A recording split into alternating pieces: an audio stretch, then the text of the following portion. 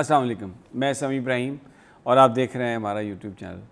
आज जो कुछ सिंध में हुआ, जिस तरीके से बल्दियाती इंतखाबात में धौंस, धांधली, बेईमानी, फसाद और जरदारी के गुंडे फिरते रहे पूरे सिंध के उन 14 अजला में जहाँ पर बल्दियाती इलेक्शंस हो रहे थे, MQM वाले भी चीख उठे जो उनके इत्तेहादी हैं, और इसके साथ साथ जो मौलाना फजलुर रहमान के लोग हैं वो भी बिलबिला रहे थे कि जनाब ये हमारे साथ क्या हो रहा है। तो ये जो कुछ हुआ आज, इस पर चीफ़ इलेक्शन कमिश्नर साहब को बड़ी बड़ी मुबारकबाद कि आपने इंतहाई बेईमानी से आपने जो वहाँ पर अफरा तफरी थी, जो कत्ल व गारत हो रही थी, उसमें आपने ये इलेक्शन करवाए।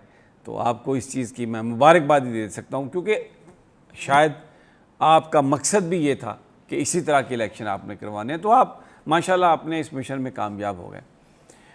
वहाँ पर जो सूरत हाल है, वो अब जो रिज़ल्ट्स आ रहे हैं, जिस तरीके से 14 अजला में रियासती मशीनरी को इस्तेमाल किया गया, लोगों को मारा पीटा गया, लोगों पर गोलियां चलाई गई, बैलेट बॉक्सेस जो हैं वो उठा लिए गए, और वहाँ पर जो आज सिंध में इन्होंने तूफ़ान बर्पा किया है वो आप अपनी स्क्रीन पर देख रहे हैं।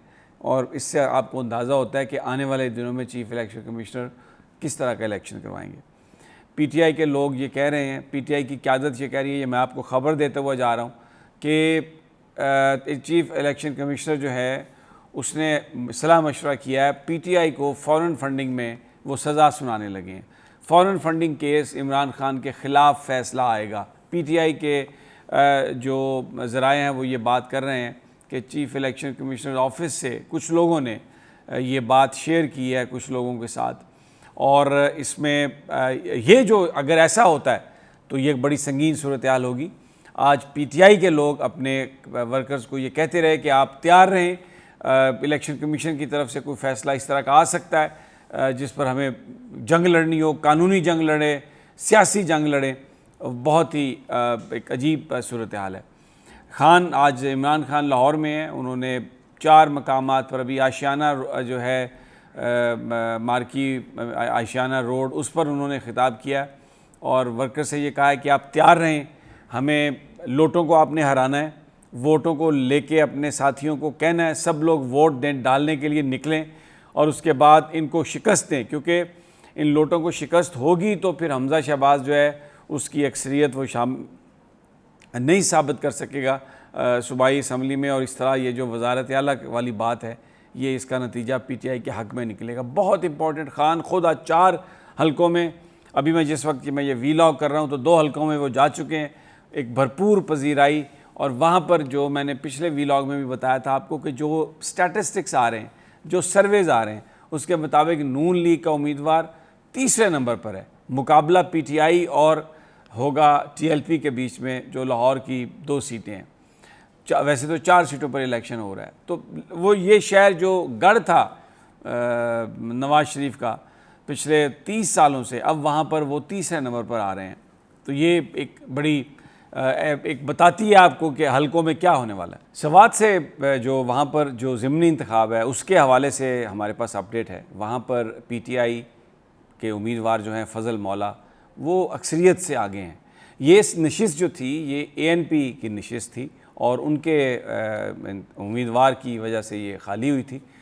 यहाँ पर PDM के जो हमायत याफ्ता उम्मीदवार हैं हुसैन अहमद, जिनका ताल्लुक ANP से है। अब देखें, ये सीट ANP की थी, उनके इंतकाल की वजह से ये सीट खाली हुई।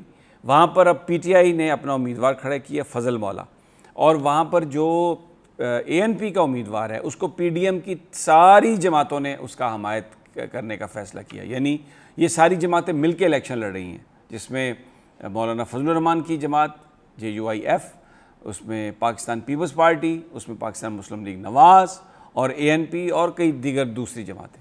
लेकिन जो नताइज आ रहे हैं वो नशिस्त जो माजी में ANP ने जीती थी, और अब ANP के साथ PDM की पूरी जमातों की हमायत है। सामने मुकाबले में अकेला PTI का उम्मीदवार फजल मौला 50% से ज़्यादा जो है वो अक्सरियत से PTI का उम्मीदवार जीत रहा है। यानी वहाँ पर ये तमाम जमातें मिलकर भी PTI के उम्मीदवार का मुकाबला नहीं कर सकी। तो जो ये बात एक बनाने की परसेप्शन कर रहे हैं ना कि जी सारी जमातें मिलकर इलेक्शन लड़ेंगी तो फिर इससे PTI जो है वो अकेली रह जाएगी, PTI हार जाएगी, तो मैं आपको बता रहा हूँ दीर में भी इससे पहले यही हुआ, वहाँ पर तमाम जमातें मौलाना फजलुर रहमान के उम्मीदवार के पीछे खड़ी हुई, वहाँ पर पीटीआई जीती। और अब सवात में तमाम जमातें एएनपी के पीछे पीडीएम की खड़ी हुई हैं, लेकिन पीटीआई के उम्मीदवार फजल मौला वहाँ से भारी अक्सरियत से जीत रहे हैं। तो जनाब क्या बताता है ये आपको। अब एक और ख़बर जो बड़ी इम्पोर्टेंट ख़बर है वो ये है कि चीफ ऑफ आर्मी स्टाफ हमारे जनरल कमर जावेद बाजवा, सऊदी अरब आज उनको बुलाया गया और king Abdul Aziz medal of excellence उन्हें दिया गया। सऊदी हुकाम की नज़र में, प्रिंस मोहम्मद बिन सलमान की नज़र में जनरल कमर जावेद बाजवा ने बहुत एक्सीलेंट काम किए हैं और उन्होंने इस हवाले से मेडल ऑफ एक्सीलेंस दिया है। यहाँ पर पाक फ़ौज के जो तर्जमान है उनका ये कहना है कि जनरल साहब ने पीपल टू पीपल जो कॉन्टेक्ट था, दोनों जो ममालिक हैं अवामी तौर पर एक दूसरे को करीब लाने में उनका एक बड़ा किरदार और बड़ा उन्होंने रोल किया। और इस पर जो शाह सलमान के साहबजादे मोहम्मद बिन सलमान ने आज उन्हें सऊदी अरब बुलाया और उसमें उनको मेडल ख़ुद दिया। उसकी वीडियोज़ वगैरह भी चल रही हैं। लेकिन जो बात मैं आपको बता रहा हूँ वो ये है, शहबाज शरीफ साहब वज़ीर-ए-आज़म पाकिस्तान, उनके ज़राए ये कह रहे हैं कि उन्हें तवक्को थी शहबाज साहब को कि वो भी शायद वहाँ पर चले जाएंगे सऊदी अरब। और उनको वो आपने वीडियोज़ भी देखी हैं जिसमें वो आके तो कहते हैं मैं खैरात नहीं मांग रहा, लेकिन क्या करूँ, बस आप ये समझें। तो वो लेकिन वहाँ पर उन्हें इन्विटेशन नहीं मिली। पाकिस्तान की फ़ौज के सरबराह को medal of excellence, king Abdul Aziz medal of excellence दिया सऊदी हुकाम ने। प्रिंस मोहम्मद बिन सलमान ने ख़ुद वो मेडल पहनाया। 2 दिन पहले वो टर्की में थे, वहाँ पर उन्होंने सदर अर्दवान से मुलाकातें की और जो सऊदी अरब और टर्की के बीच में जो मामला था उसको सेटल किया। वो जमाल खशोगी की मौत के बाद एक मसला बना हुआ था और अब 14-15 तारीख को जो बाइडन भी वहाँ पर जा रहे हैं सऊदी अरब में। एक गल्फ़ काउंसिल जो है जीसीसी, गल्फ़ कोऑपरेशन काउंसिल, उसके जो ममालिक हैं और जीसीसी प्लस का एक इजलास है जिसके लिए वो आ रहे हैं।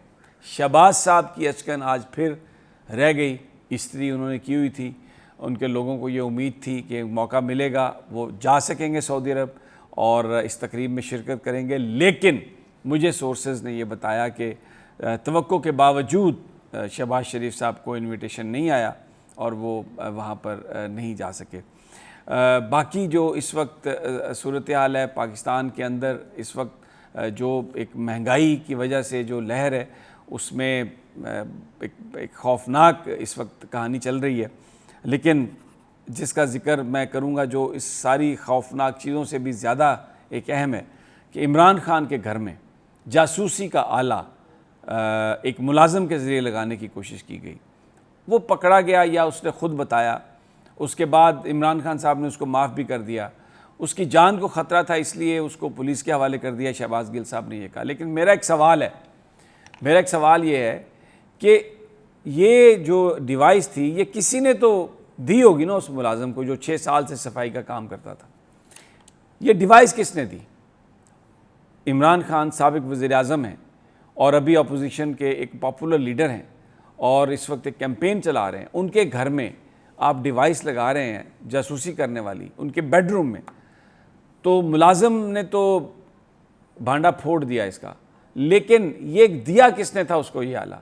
क्या उनका पता लगाना ज़रूरी नहीं है? क्या देखना ये ज़रूरी नहीं है कि कौन इमरान खान साहब के ये जो सारे मामूलात हैं उसके हवाले से जो चीज़ें जानना चाह रहा है और क्यों जानना चाह रहा है, क्या वजह है? आईबी जो है वो तो राना सनाउल्लाह के अंडर है क्योंकि वो वजारत दाखिला में है।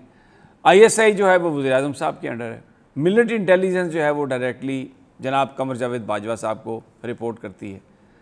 तो ये अगर किसी एजेंसी का आदमी है तो ये 3 लोग मैंने आपको बता दिए हैं, इनके अलावा तो कोई और नहीं हो सकता। तो किसने ये आला लगवाया? क्या इसकी तहकीकात होना ज़रूरी नहीं? या किसने आला लगवाने की कोशिश की और क्यों ज़रूरत इसकी महसूस हुई? आप अपने ही साबिक वज़ीर-ए-आज़म के बयानात जो हैं या उसकी जो गुफ्तगू है या उनकी जो घरेलू लाइफ है उसके बारे में आप जानना चाह रहे हैं। वाई? अगली वीडियो तक इजाज़त दीजिए। अल्लाह निगहबान।